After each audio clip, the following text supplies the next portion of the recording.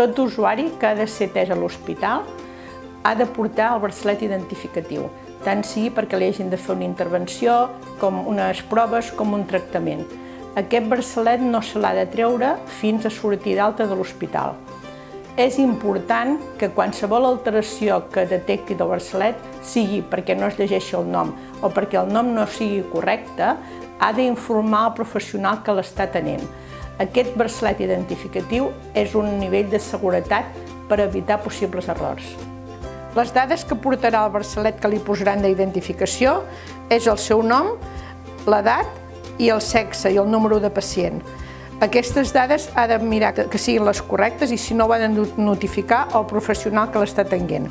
Portarà, a més, si té alguna al·lèrgia a algun medicament, li posaran aquest piu vermell, que és el que identifica l'al·lèrgia.